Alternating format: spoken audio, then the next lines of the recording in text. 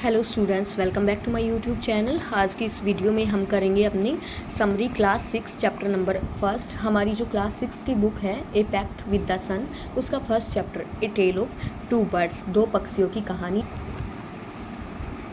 This video is going to be important for our TGT and PGT state exam. So let us get started. ये जो story है हमारी ए tale of two birds, इसमें दो पक्षियों की कहानी है। दो पक्षी थे, ठीक है।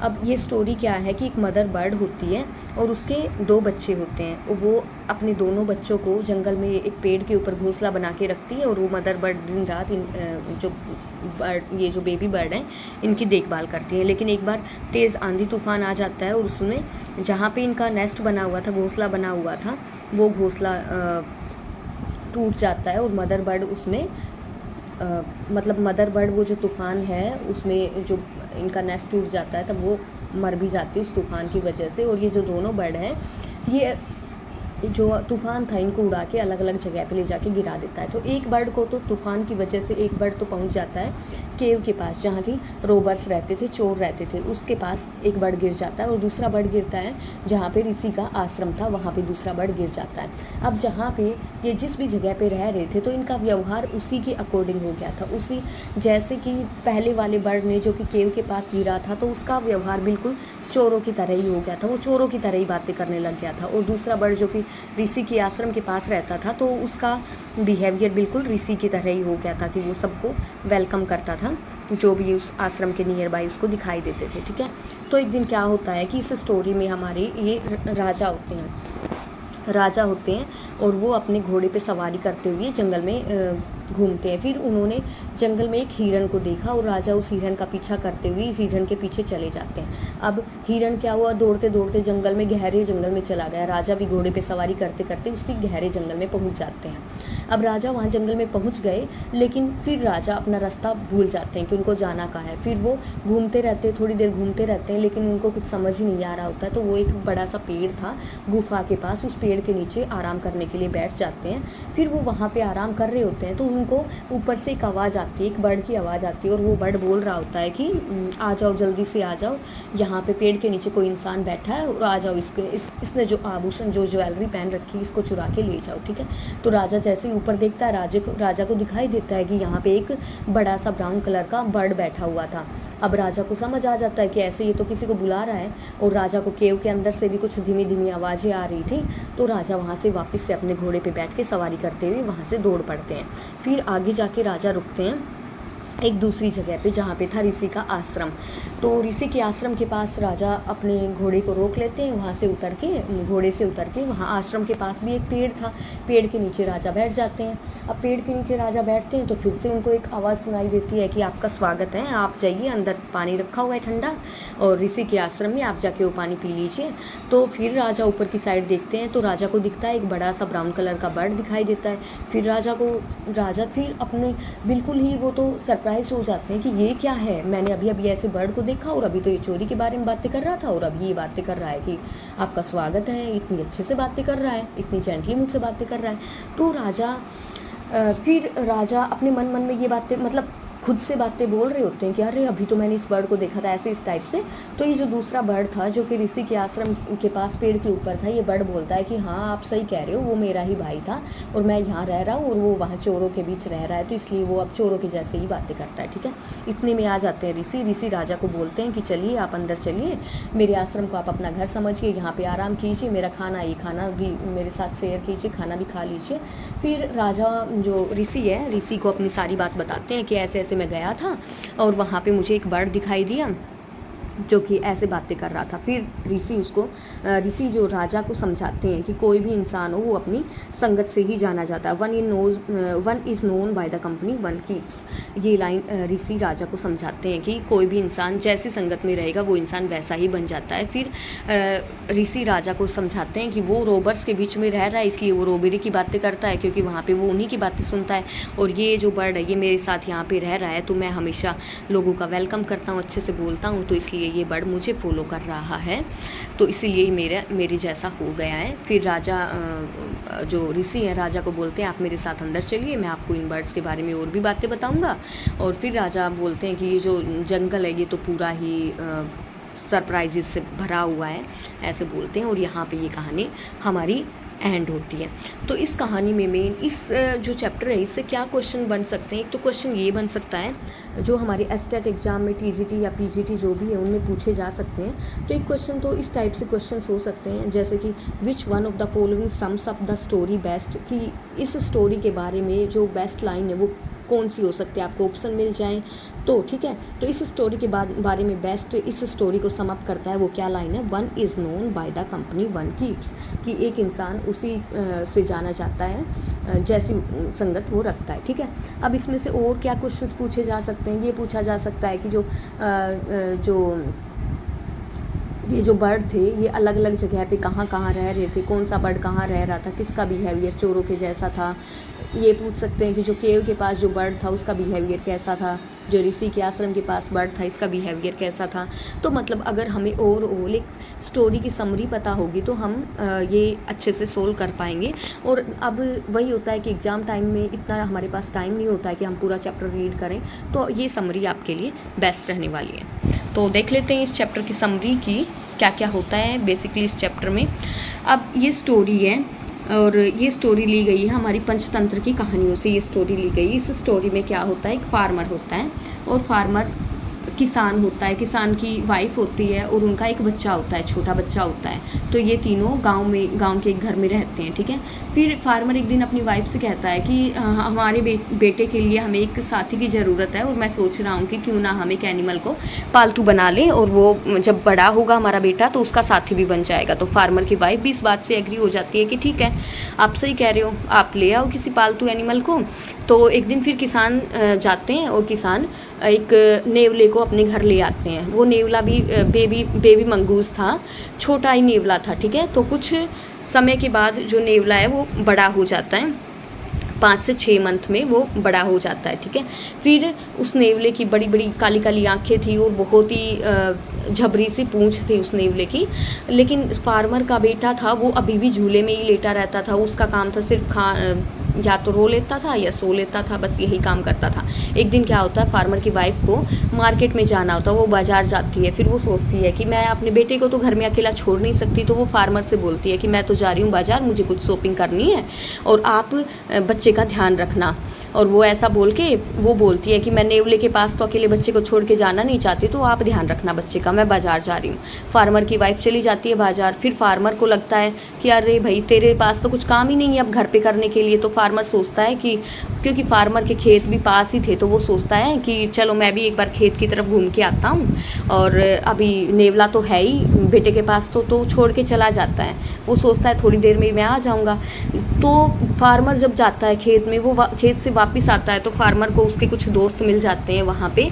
तो फार्मर को थोड़ा टाइम लग जाता है घर आने में। ठीक है। तो फार्मर के घर आने से पहले उसकी वाइफ घर पहुँच जाती है और जैसे ही उसकी वाइफ घर पहुँचती है तो वो देखती है कि जो नेवला था वो दरवाजे की एंट्री डोर पे ही नेवला बैठा हुआ था और नेवले का मुंह, नेवले के पंजे बिल्कुल खून से लथपथ थे। तो जैसे ही फार्मर की वाइफ देखती है तो वो एकदम से डिसीजन ले लेती है, अरे ये तो मेरे बेटे का ही खून है, मुझे लगता है कि इसने मेरे बेटे को मार दिया और ये तो उसी का खून है। अब फिर वो एकदम से चिल्लाती है और उसके पास जो हैवी टोकरी थी जो जिसमें उसने सामान ले रखा था ग्रोसरी का, वो सारा सामान उसके पास था, वो एकदम से नेवले के ऊपर वो टोकरी गिरा देती है और बिना सोचे समझे अंदर घुस जाती है। अब जैसे ही नेवले के ऊपर टोकरी गिरती है तो नेवला तो मर जाता है, लेकिन अंदर जाके जब वो देखती है कि जो ये फार्मर का बेटा था वो तो आराम से अपने क्रेडल में आराम से अपने पालने में सोया हुआ था, गहरी नींद में था।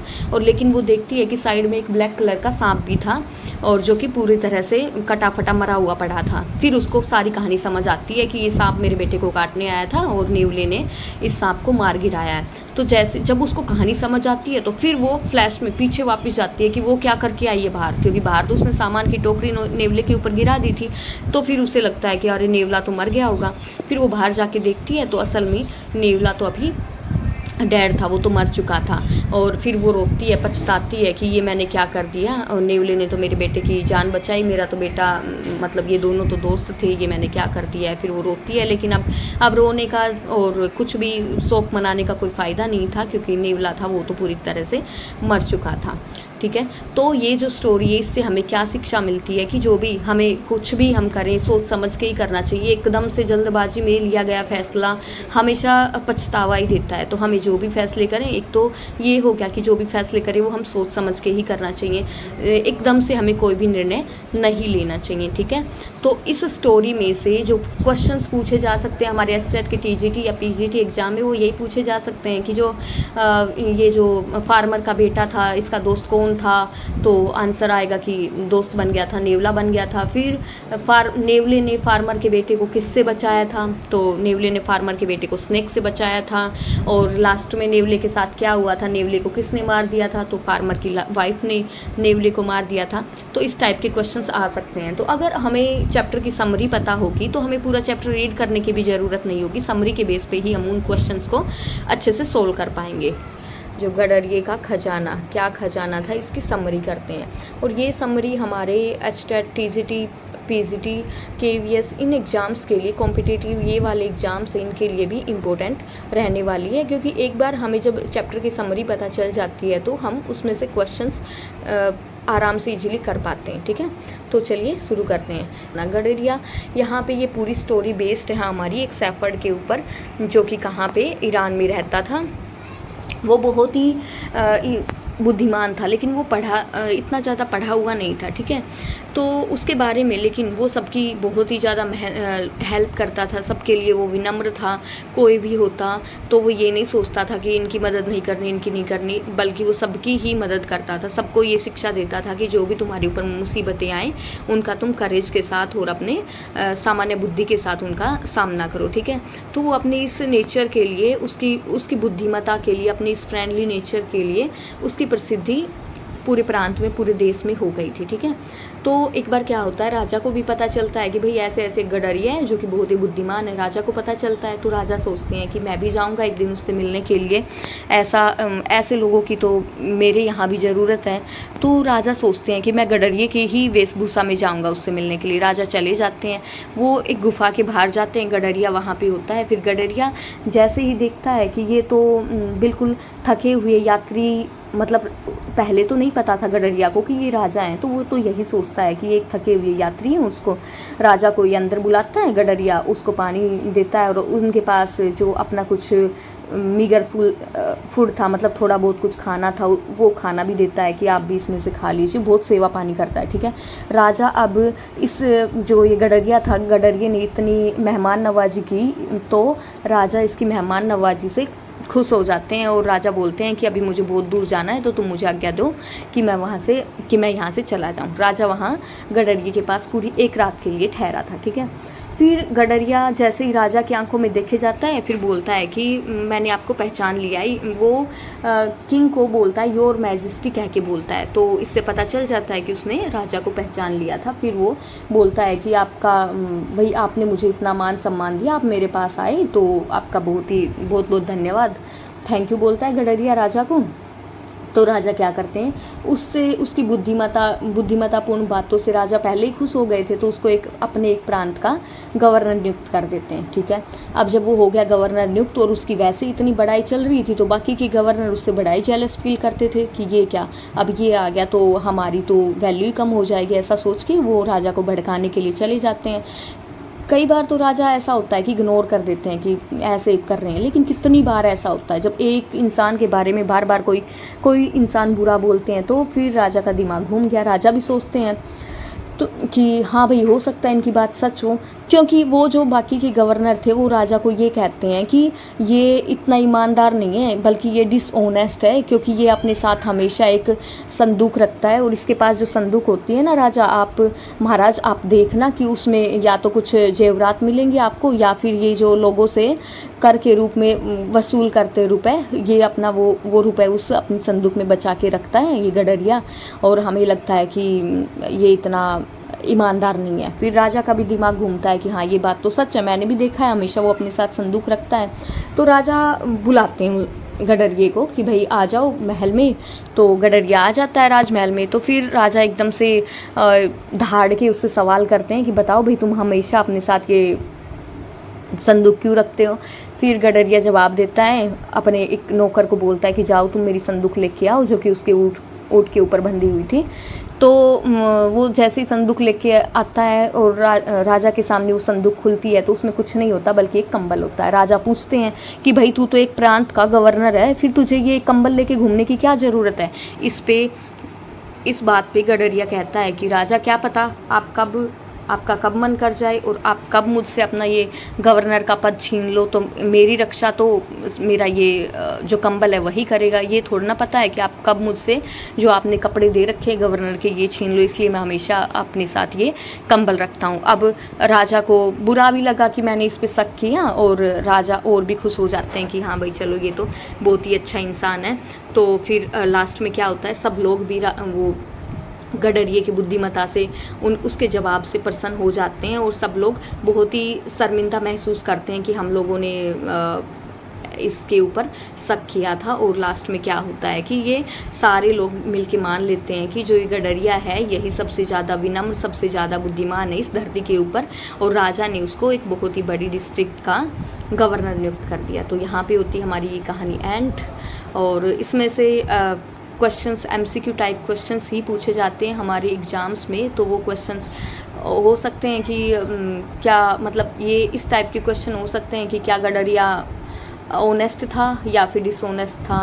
तो इस टाइप के MCQs पूछे जा सकते हैं। जैसे ये देखो, the shepherd had not been to school because shepherd कभी भी स्कूल नहीं गया था। क्यों नहीं गया था? क्योंकि he was very poor. There were very few schools in those days. तो इसका करेक्ट आंसर तो बी होगा, क्योंकि वहाँ पे उस टाइम पे बहुत ही कम स्कूल थे, इसीलिए वो गडरिया था जो स्कूल नहीं जा पाया था। लेकिन एक्चुअल में गडरिया बहुत ही ज़्यादा बुद्धिमान था। तो चलिए शुरू करते हैं।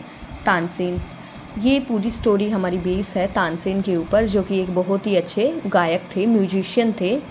और ये बचपन से ही बहुत ही शरारती बच्चे थे।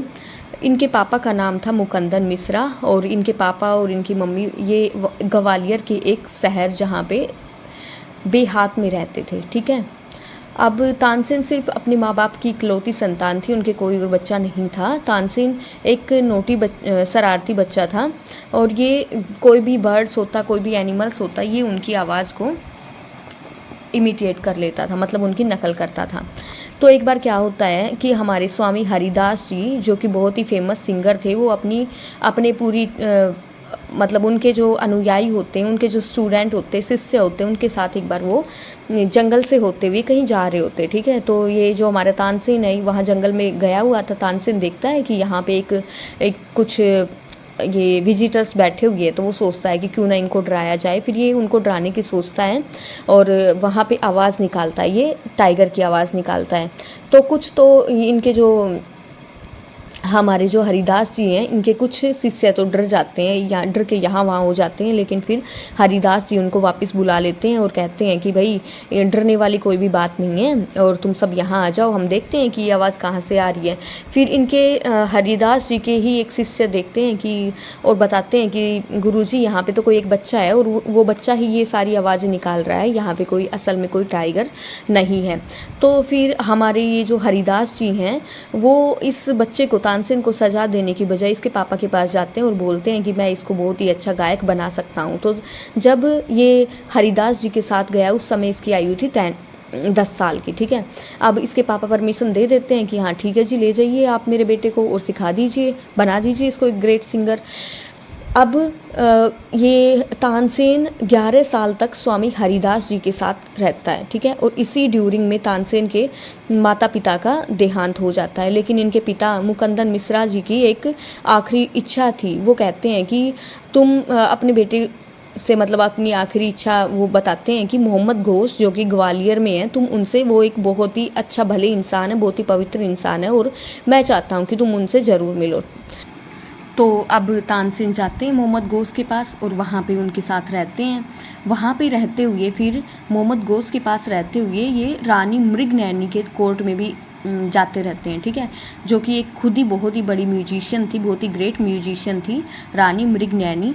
फिर वहाँ पे जाते हुए ये एक लड़की से मिलते हैं जिनका नाम था हुसैनी और उससे इनकी शादी हो जाती है। हुसैनी से शादी होने के बाद इनके 5 बच्चे होते हैं और इनके 5 ही बच्चे संगीत के प्रेमी होते हैं।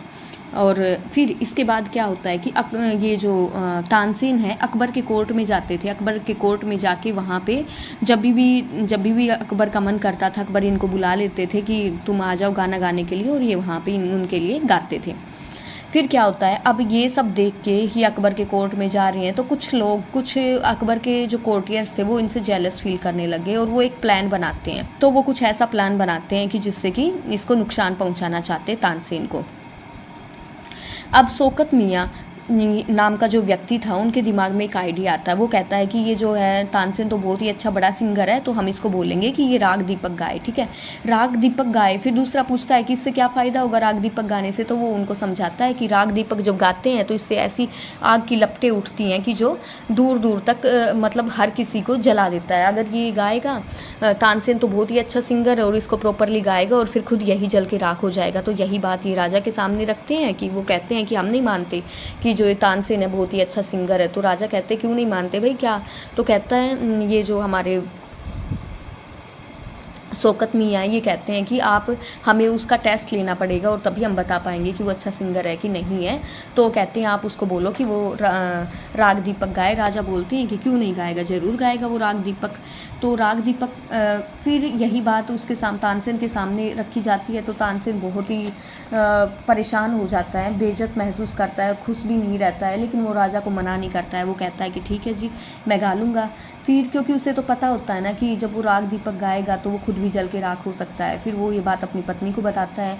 फिर ये सोचता है कि अगर कोई और लोग अगर ये इस टाइम पे राग दीपक गाए, अगर वही दूसरे लोग उसी टाइम पे राग मेघ गाएंगे तो उससे बारिश भी लाई जा सकती है। फिर ये अपनी बेटी सरस्वती को और अपनी बेटी की दोस्त रूपावती को कहता है कि जब मैं ये राग दीपक गाऊं और राग दीपक गाते हुए जब ये लाइट की लैंप जलने लगे तब तुम राग में एक गाना शुरू कर देना। सब कुछ प्लान के अकॉर्डिंग होता है। वो गा रहा होता है, वहाँ पर राग दीपक, बर्ड्स मरने लगते हैं, नदियों में पानी उबलने लगता है क्योंकि उससे बहुत ही ज़्यादा हीट प्रोड्यूस होती है। वहाँ पे हाहाकार मच जाती है। उसके बाद ये जो इसकी बेटी सरस्वती है और उसकी दोस्त हैं, इन्होंने क्योंकि 2 सप्ताह तक खूब प्रैक्टिस की थी राग में गाने के लिए, तो फिर ये राग में गाना शुरू कर देते हैं और वहाँ पे बारिश हो जाती है। लेकिन इस घटना से क्या हुआ कि जो तानसेन है वो बहुत ही बीमार पड़ गए और फिर राजा को बहुत ही बुरा फील होता है कि उनकी वजह से तानसेन इतना बीमार हो गया है। फिर राजा इसके जो दुश्मन थे उनको पनिशमेंट देते हैं और अपनी आखिर सांस तक तानसेन मतलब 1585 तक राजा अकबर के दरबार में ही काम करता था और उसने बहुत सारे रागों की भी रचना की थी, ठीक है। और ग्वालियर में तानसेन का मकबरा बन गया जो कि संगीतकारों के लिए अब एक तीर्थ स्थान है। तो यहाँ पे होती है हमारी इस चैप्टर की समरी ख़त्म। एंड अब इसमें देखो कुछ इम्पोर्टेंट जो कैरेक्टर्स के नेम थे जो कि ध्यान रखने चाहिए वो मैंने यहाँ लिख दिए हैं। तानसेन क्या थे, एक बहुत ही ग्रेटेस्ट म्यूजिशियन थे। अब उनके फादर भी क्या थे, उनके फादर भी सिंगर थे। पापा का क्या नाम था, मुकंदन मिश्रा थे, जो कि कहाँ पे रहते थे, बेहात में रहते थे, ग्वालियर के पास है जो कि। अब स्वामी हरिदास भी बहुत ही अच्छे सिंगर थे और ये अपने ये जो तानसेन को अपने साथ ले जाते हैं जब ये 10 साल का था और 11 साल की उम्र होने तक तानसेन उनके साथ रहता है और संगीत को सीखता है। जब तानसेन इस दौरान ही उनके मम्मी और पापा की डेथ हो जाती है और उनके पापा की लास्ट विश थी कि तानसेन को मोहम्मद गौस से मिलना चाहिए जो कि ग्वालियर में है। तो फिर तानसेन जाता है मोहम्मद गौस के पास और वहाँ पे रहते हुए ये रानी मृगनयनी के दरबार में भी आया जाया करता था जो कि खुद ही एक बहुत ही बड़ी ग्रेट म्यूजिशियन थी। तानसेन की शादी हो जाती है हुसैनी से जो कि इन्हें रानी मृगनयनी के दरबार में ही मिलती है। फिर इनके 5 बच्चे होते हैं, 5 बच्चों को संगीत का बहुत ही शौक होता है। तानसेन अकबर के दरबार में वहाँ के राज कवि थे और जो शौकत मियाँ है ये सोचते हैं कि इससे राग दीपक गवाया जाए क्योंकि ये चाहते हैं तानसेन को पूरी तरह से बर्बाद करना। क्योंकि राग दीपक से बहुत ही ज़्यादा हीट प्रोड्यूस होती है तो फिर तानसेन सोचते हैं कि कोई साथ में राग मेघ गाए तब अच्छा रहेगा। तो फिर सरस्वती और रूपावती राग मेघ को गाती हैं और तानसेन लास्ट में 1585 में उनकी डेथ हो जाती है, ठीक है। और ग्वालियर में तानसेन का मकबरा बना हुआ है। तो ये कुछ इम्पोर्टेंट कैरेक्टर्स के नेम थे, तो ये भी हमें इस स्टोरी से ध्यान रखने की ज़रूरत है। अब हम अपनी स्टोरी की समरी स्टार्ट करते हैं, the monkey and the crocodile. इसमें एक मंकी होता है और एक क्रोकोडाइल होता है। जो मंकी होता है वो एक फ्रूट ट्री के ऊपर रहता है, जो कि बैंक ऑफ रिवर, जो नदी के किनारे पे जो था पेड़, वहाँ पे रहता है, ठीक है। अब वो वहाँ पे वहीं पेड़ से फ्रूट तोड़ के खा लेता और वो खुश था वहाँ पे, लेकिन बस उसको एक चीज़ फील होती थी कि वो वहाँ पे अकेला था, तो उसे एकांत वहाँ पे फील होता था। तो एक बार क्या होता है, एक क्रोकोडाइल उसे दिखाई देता है, तो वो मंकी उस क्रोकोडाइल से पूछता है कि क्या तुम यहीं रहते हो, इस नदी में ही रहते हो? तो क्रोकोडाइल कहता है कि नहीं, मैं यहाँ रहता तो नहीं हूँ, लेकिन हाँ मैं यहाँ पे आ जाता हूँ अपने लिए और अपनी वाइफ के लिए कुछ भोजन लेने के लिए। फिर मंकी उसको भोजन, वहाँ जो फ्रूट थे वो दे देता है। मंकी उसकी वाइफ के लिए भी फ्रूट दे देता है कि लो भाई तुम ये फ्रूट ले लो अपने लिए भी और अपनी वाइफ के लिए भी। तो ऐसे इन दोनों में गहरी दोस्ती हो जाती है, मंकी में और क्रोकोडाइल के बीच में दोस्ती हो जाती है। ये काफ़ी देर तक जब भी ये आपस में मिलते थे, डेली ये क्रोकोडाइल मंकी के पास आता और डेली मंकी इसको फ्रूट देता था और इसकी वाइफ के लिए भी फ्रूट देता था। तो डेली ये दोनों मिलते आपस में, खूब काफ़ी देर तक ये दोनों बातें भी करते थे और ये बातें करते थे, लोगों की दुख तकलीफ़ों के बारे में भी बातें करते थे कि जब बारिश नहीं होती है तो किस तरह से लोग कष्ट में होते हैं बारिश ना होने की वजह से, क्योंकि उनकी फसलें ख़राब हो जाती हैं, ठीक है। फिर एक दिन क्या होता है, बहुत काफ़ी देर तक क्रोकोडाइल घर नहीं गया, वो मंकी के पास ही रहा, मंकी से ही बातें करता रहा। तो इस चीज़ पे उसकी वाइफ उससे नाराज़ हो जाती है, क्रोकोडाइल से, क्योंकि उनके नाराज़ होने की एक और रीज़न था, क्योंकि जो उनके और बच्चे भी थे ना, तो वो उनको संभाल भी रही थी, इसलिए वो उनको संभालते हुए परेशान भी हो गई थी।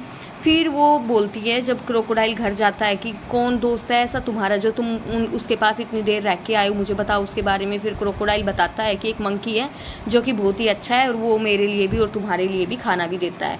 फिर इसकी वाइफ इसके ऊपर एक व्यंग्य कसती है कि वो अच्छा दोस्त है तुम्हारा। फिर वो बोलती है कि तुम सारी बातें, तो उसकी वाइफ बोलती है कि मुझे तो ना ये जो तुम्हारा दोस्त है मंकी, इसी का ही हार्ट खाना है, इसी का दिल खाना है। अब इस बात पे ये जो हमारा क्रोकोडाइल है ये दुविधा में पड़ जाता है कि भाई ये क्या बोल दिया। फिर ये साफ साफ पहले तो मना कर देता अपनी वाइफ को कि नहीं ऐसा बिल्कुल भी नहीं होगा और मैं तुम्हें, अपने दोस्त को बिल्कुल भी नहीं, मैं मारूंगा नहीं अपने दोस्त को। लेकिन फिर वो ये भी बोलता है साथ में कि मतलब अब बार बार उसकी वाइफ बोलती है तो फिर आखिर में वो ये डिसीजन ले लेता है कि आखिरकार ये मेरी लाइफ पार्टनर है और मुझे इसी का साथ देना चाहिए। फिर वो सोचता है कि ठीक है, मैं मंकी को आज घर बुला के लाऊंगा और फिर जो भी होगा सब अच्छा ही होगा। तो वो जाके मंकी को बोल देता है कि मेरी वाइफ तुम्हें खाने पे बुलाना चाहती है, घर तो तुम चलो मेरे साथ घर। तो मंकी बोलता है कि ठीक है भाई, मैं तुम्हारे साथ चलूँगा, लेकिन मैं अब तैर के तो नहीं जा सकता पानी पे, लेकिन हाँ मैं तुम्हारी पीठ के ऊपर बैठ के तुम्हारे साथ ज़रूर चल सकता हूँ। तो वो वहाँ से चले जाते हैं। फिर जब रास्ते में ही होते हैं, मतलब जो नदी के बीच में ही होते हैं जहाँ पे पानी का प्रवाह बहुत ज़्यादा होता है, तो फिर क्रोकोडाइल उसको मंकी को अपने इरादे को छुपा के नहीं रख पाया और फिर मंकी को बताता है कि ऐसे ऐसे मेरी वाइफ तुम्हारा हार्ट खाना चाहती है और मुझे तो अब तुम्हें मारना पड़ेगा मेरे दोस्त, तुम मुझे माफ़ कर देना। अब ऐसा सुन के मंकी बहुत ही, क्योंकि चालाक चतुर था, तो मंकी ने भी अपना दिमाग लगाया और उसने अपना दिमाग को शांत रखा, गुस्सा नहीं किया, बल्कि मंकी ने कहा अरे ऐसी बात है तो फिर क्या बड़ी बात है, तुम मुझे पहले बता देते, अगर तुम मुझे पहले बताते तो मैं अपने हार्ट को अपने साथ ले आता। तो फिर क्रोकोडाइल बड़ी मासूमियत से कहता है कि क्या तुम्हारा हार्ट तुम्हारे साथ नहीं होता है, मुझे तो लगा तुम अपने हार्ट को अपने साथ लेकर ही घूमते हो। फिर मंकी कहता है नहीं, मेरा हार्ट तो वहाँ पेड़ के ऊपर रखा हुआ है, तो अब तो तुम्हें वापस चलना पड़ेगा मेरे साथ। अब तुम्हारी वाइफ भी वेट कर रही है तो हमें वापस चल के उस हार्ट को लेके आना पड़ेगा। अब तुम्हारी वाइफ की जान से प्रिय मेरा हार्ट थोड़ना है, तो मैं उसको दे दूँगा, वो खा लेगी उस हार्ट को। तो फिर ये जो क्रोकोडाइल है ये बोलता है कि अरे ये क्या गलती कर दी हमने, और वापस से ये मुड़ जाते हैं वहाँ जाने के लिए। अब जब ये वहाँ पे जाते हैं, वापस जाते हैं, तो अब क्योंकि मंकी को तो पता था भाई इसकी तो लाइफ खतरे में है, तो मंकी थोड़े ना अपनी लाइफ गंवा सकता था। तो मंकी, जैसे ही ये क्रोकोडाइल है और ये मंकी है, तो मंकी तुरंत इसकी पीठ से उतर के और पेड़ के ऊपर चढ़ जाता है। अब पेड़ के ऊपर चढ़ने के बाद मंकी फिर वहाँ से जो ब्रांच थी वहाँ से 2-3 इसके लिए फ्रूट तोड़ता है और इसके पास फेंक के कहता है कि ये लो फ्रूट और इसको तुम खा लेना और तुम्हारी वाइफ को भी दे देना। लेकिन मेरे दोस्त, मैं तुमसे एक बात बोलना चाहता हूँ, तुम बुरा मत मान, आगे से हम दोबारा नहीं मिलेंगे। और इस तरह से मंकी क्रोकोडाइल को गुड बाय बोल देता है। वो कहता है कि हम आगे कभी भी नहीं मिलेंगे और वो अपनी और उसकी दोस्ती को तोड़ देता है। तो इस तरह से ये स्टोरी हो जाती है। एंड हमारी ये स्टोरी ली गई है पंचतंत्र की कहानियों में से ही एक कहानी ये ली गई है, ठीक है। अब देखो एक मेन चीज़ इसमें क्या है कि देखो अगर वैसे ही कितने अच्छे दोस्त थे और हमेशा मंकी ने क्रोकोडाइल का साथ भी दिया, मतलब इसको फ्रूट खाना भी देता था, इससे बड़ी बात क्या होगी। लेकिन फिर भी क्रोकोडाइल ने अपनी पत्नी की बातों में आके और मंकी के साथ ही धोखा करना चाहा। तो इस चैप्टर से हमें ये भी शिक्षा मिलती है कि भाई जो भी काम है करना हो हमें खुद से ही सोच समझ के करना चाहिए। अब दूसरों की बातों में, दूसरों के बहकावे में आके कई बार हमारे साथ ऐसा होता है कि हम अपने अच्छे दोस्त को भी खो देते हैं। होप गाइज आपको ये कहानी पसंद आई होगी। इंग्लिश तो हम शुरू करते हैं अपने इस चैप्टर की समरी को। इस चैप्टर में ये बताया गया है कि जो स्लीप के, जो नींद के वंडर्स होते हैं, नींद के कितने सारे वंडर्स होते हैं उनके बारे में बताया गया है, ठीक है।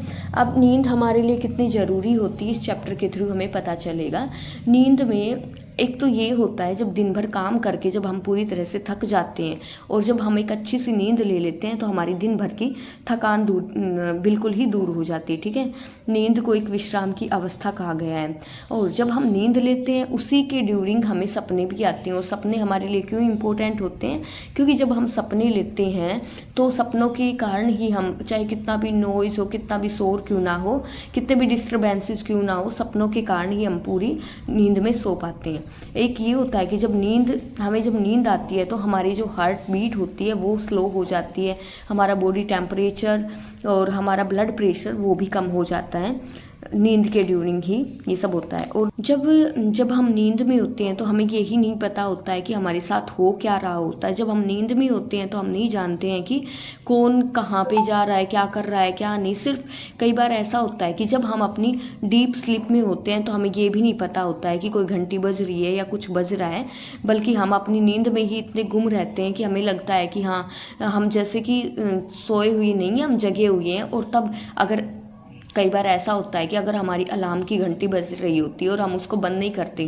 क्योंकि उस टाइम पे हम सपन में जा रहे होते हैं, हमें लगता है कि ये फ़ोन की घंटी नहीं बज रही है बल्कि हमारी डोर बेल बज रही है और मैं जगा हुआ हूँ और उस डोर बेल को खोल रहा हूँ, मतलब उस डोर को ओपन कर रहा हूँ, ठीक है। तो हम उस जो फ़ोन की बेल है, फ़ोन की रिंग को भी हम आंसर नहीं करते, मतलब उसको भी बंद नहीं करते हैं, ठीक है। डॉक्टर्स ने भी बताया ड्रीम के बारे में कि ड्रीम हमारे लिए कितने इंपॉर्टेंट है। डॉक्टर्स कहते हैं कि हाँ ये जो ड्रीम है वो फ्यूचर तो नहीं बता सकते हैं, लेकिन हाँ फ्यूचर भले ही ना बताएं लेकिन ड्रीम हमारे लिए बहुत ही इम्पोर्टेंट है। कई बार वो हमें कुछ ऐसी प्रॉब्लम्स के बारे में भी बता देते हैं जो कि हमारी लाइफ में घटित होने वाली रहती हैं, ठीक है। और ये भी कहा गया है डॉक्टर्स ने कि ये हमारी जो स्लीप में, नींद में जब ड्रीम आते हैं वो हमें हमारी प्रॉब्लम का सॉल्यूशन भी बता के जाते हैं कई बार, ठीक है। और इसी ड्रीम के बारे में हमारे पोइट एडवर्ड थॉमस जी ने ये पोएम लिखी है जो कि बहुत ही अच्छी है। इस पोएम में ये बताया गया है कि इस पोएम में जो नींद है उसको कंपैरिजन किया है अनफैथोमेबल फॉरेस्ट से, गहरे जंगल से, कि अगर हम एक बार गहरे जंगल में पहुंच जाते हैं तो हमें पता ही नहीं होता है कि हम कहाँ पहुंच गए, हम रास्ता भटक जाते हैं, चाहे रास्ता सीधा हो चाहे घुमावदार हो। उसी प्रकार से बताया गया कि नींद में भी जब एक बार हम सो रहे होते हैं तो हमें कुछ भी पता नहीं होता है। फिर ये भी बोला है कि जब हम नींद में होते हैं तो हमारे पास चाहे कितनी भी अच्छी बुक क्यों ना हो, चाहे कोई हमारा कितना भी प्रिय क्यों ना हो, लेकिन फिर भी हम अपनी नींद से नहीं उठना चाहते हैं क्योंकि हमें पता ही नहीं होता है कि कौन क्या कहाँ पे है, ठीक है। और फिर पोइट कहते हैं कि मैं अपनी नींद में खुद ही एंटर करूंगा और खुद ही अपनी नींद से बाहर आऊँगा। पोइट कहते हैं कि मुझे पता है ये सब हो रहा है लेकिन ये सब कैसे होता है मुझे भी नहीं पता है, पोइट ये सब बोलते हैं। तो बेसिकली इस चैप्टर में हमें यही सब बताया गया है। मेनली तो हमें बताया गया नींद के बारे में कि नींद हमारे लिए कितनी ज़रूरी है। नींद के ड्यूरिंग ही हम रेस्ट करते हैं, हमारी बॉडी रेस्ट करती है। थकी हुई बॉडी को आराम नींद में ही मिलता है, मतलब नींद के बाद ही मिलता है। नींद के बाद हमारी बॉडी दोबारा से एक्टिव हो जाती है अपने काम करने के लिए। तो ये सब कुछ नींद के कारण ही होता है। और एक ये बताया गया है कि जब नींद में होते हैं तो ही हमारी हार्ट बीट कम हो जाती है, ब्लड प्रेशर कम हो जाता है, मसल्स आराम करती हैं।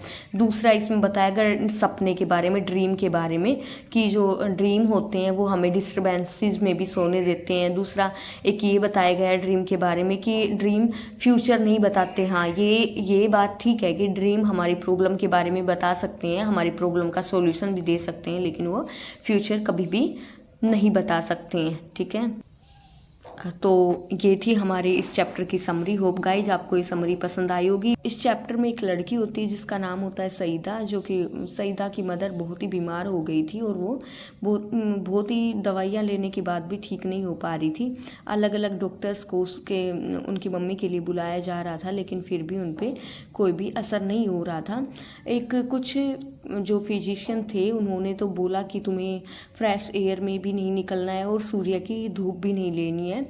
तो वो नियमित इसका पालन कर रही थी, जो भी डॉक्टर बताते वो सब कर रही थी।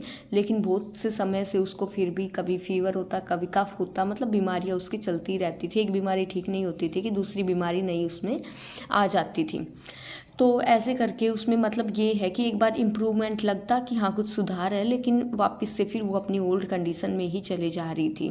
तो बहुत से हफ्ते हो गए थे वो ठीक नहीं हो रही थी। तो सब ने, उनके रिश्तेदार थे, उनके रिलेटिव्स थे, उनके पड़ोसी थे, सब ने उनको बोला कि आप किसी अच्छे डॉक्टर को दिखा लो, ठीक है।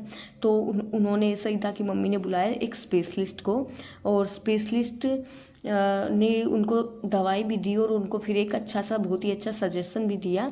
सजेशन ये दिया कि आपको डेली धूप की किरणें, सूर्य की किरणें लेनी है, धूप में बैठना है, और आप ये जो आपका छोटा सा कमरा है इसको छोड़ दो और बहुत ही बड़े से कमरे में, हवादार कमरे में रुको, ठीक है। तो अब उसके पास, सईदा की मम्मी के पास फीस पे करने के लिए इतने पैसे नहीं थे। तो सईदा की मम्मी ने अपने ट्रिंकेट्स, मतलब जेवर आभूषण, वो बेच देती है फीस पे करने के लिए। जब ये बातें होती हैं कि आपको उनसे पूछा जाता है डॉक्टर से कि क्या क्या खा सकते हैं, क्या क्या नहीं, तो वो बताते हैं कि आप सब कुछ खा सकती हो, वेजिटेबल, चपाती, मिल्क, फ्रूट, सब कुछ खा सकती हो। और इसके साथ साथ डॉक्टर ने बोला कि लेकिन आपको क्या करना है, सुबह सुबह सूर्य की धूप में ज़रूर बैठना है। इस बात पे वहाँ पे बहस छिड़ जाती है। कुछ लोग कहते हैं कि इनको तो बहुत ही क्रॉनिक कफ है, तो ये धूप में नहीं बैठ सकती हैं, और अगर ये धूप में बैठेंगी तो इनकी तबीयत दोबारा से ख़राब हो सकती है। जबकि कुछ कहते हैं, जो एक यंगर व्यक्ति था वो कहता है कि नहीं, सूर्य की धूप में बैठना, फ्रेश एयर लेना इनके लिए लाभदायक साबित होगा। फिर इसकी मम्मी सोचती है, सईदा की मम्मी सोचती है कि चाहे कोई कुछ भी कहे, लेकिन मैं वही करूँगी जो डॉक्टर ने मुझे बताया है, और वो डॉक्टर की बातों को फॉलो करती है। फिर वो बोलती है कि मेरी चारपाई को, जैसे जो उनका कोर्टयार्ड था, कि उसमें डाल दिया जाए और मैं वहाँ पे भी बैठ के सूर्य की धूप लिया करूँगी। फिर वो देखती है कि वहाँ पे उस दिन क्लाउड्स थे बहुत ज़्यादा, और जैसे आज भी क्लाउड्स हैं और उसके नेक्स्ट डे भी क्लाउड्स रहने वाले हैं। तो ऐसे करके क्लाउड्स रहने वाले हैं, तो सईदा की मम्मी दुखी हो जाती है और वो सोचती है कि अगर ऐसे ही क्लाउड्स रहे तो मैं कैसे ठीक हो पाऊँगी, फिर तो मैं ठीक ही नहीं हो पाऊँगी। और सईदा अपनी मम्मी की बात सुन लेती है, जो कि डोल खेल रही होती है अपने आंगन में। फिर उसको थोड़ी सी धूप दिखाई देती है और वो अपनी मम्मी को बोलती है कि मम्मी आ जाओ, धूप निकली हुई है। तो उसके अड़ोसी पड़ोसी जो बोलते हैं कि नहीं, ये धूप तुम्हारी मम्मी के लिए अच्छी नहीं है, क्योंकि ये तो बहुत ही तेज़ है और ये ठीक नहीं, इसमें बैठना ठीक नहीं है। फिर सईदा सनरेज से, जो लास्ट जो सूर्य की किरणें थी, उनसे मदद मांगती है कि तुम अगले दिन प्लीज़ सही टाइम पे आ जाना, वरना मेरी मम्मी ठीक कैसे हो पाएगी। तो जो सूर्य की किरणें हैं वो प्रॉमिस कर लेती है सईदा से कि ठीक है, अगले दिन हम बिल्कुल ही टाइम पे आएंगे। फिर नेक्स्ट डे वो जब चलने की तैयारी कर रही होती है सज धज के, तो सन बोलते हैं कि आज भी हमारी छुट्टी, हम नहीं जा सकते क्योंकि बहुत सारे बादल छाए हुए हैं और हम कैसे जाएंगे। फिर वो रे बोलती है कि मैंने प्रॉमिस किया हुआ है और मैं अपना प्रॉमिस नहीं तोड़ सकती हूँ, और अगर मैंने अपना प्रॉमिस तोड़ दिया तो वो लोग क्या सोचेंगे कि देखो सूर्य, ये जो हेवन, स्वर्ग में रहने वाले हैं, ये भी अपना प्रॉमिस तोड़ देते हैं, तो मैं तो ज़रूर जाऊँगी। फिर सूर्य मान जाते हैं कि चलो ठीक है, अब तुम कह रही हो तो तुम जाओ, और लेकिन अपने कपड़ों का ध्यान रखना। तो फिर वो कहती है कि कपड़े तो मैं फिर भी बदल सकती हूँ, कपड़े तो अगर गंदे हो गए तो फिर चेंज कर लेंगे हम।